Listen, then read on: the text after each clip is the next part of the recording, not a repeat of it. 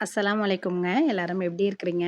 மொளக்கீரை பார்த்தீங்கன்னா, நல்லா ஹைட்டாவே வளர்ந்துருச்சுங்க. பூ விட ஆரம்பிச்சுருச்சு. இதுக்கு மேல சரி வராதுன்னு அத பறிச்சு எடுத்துட்டேன்.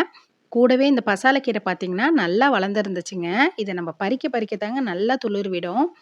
சின்ன சின்ன தொட்டில தாங்க வளர்த்துக்கிட்டு வரேன் கீரைலாம். கொஞ்சமா தான் கிடைக்கும். சரி இந்த கீரை பத்தாதுன்னு சொல்லிட்டு, கீழ போய் கொஞ்சம் முருங்கைக்கீரையும் பறிக்கலாம்னு சொல்லிட்டு போனேன்.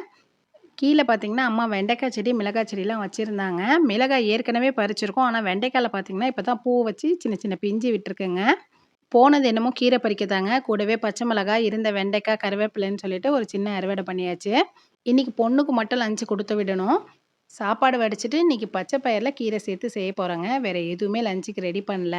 சுத்தமா கீரையே சாப்பிட மாட்டாங்கிற பிள்ளைங்களுக்கு கீரைய இப்படி செஞ்சு குடுக்கலாங்க. பருப்பு சாப்பாடுன்னு நெனச்சு நல்லா விரும்பியே சாப்பிடுவாங்கங்க.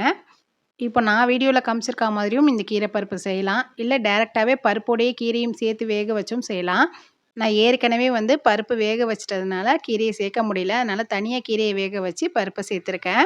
பருப்ப சேர்த்துட்டு ஒரு 2 நிமிஷம் கொதிச்சதுக்கு அப்புறமா லாஸ்ட்டா கொஞ்சமா நெய் மட்டும் சேர்த்துக்கிறேங்க. நல்லா குழைவா சாப்பாடு செஞ்சுட்டுங்க, இந்த மாரி கீரை பருப்ப சேர்த்து பெசஞ்சு வச்சுட்டா பசங்க நல்லாவே சாப்பிட்டுப்பாங்கங்க.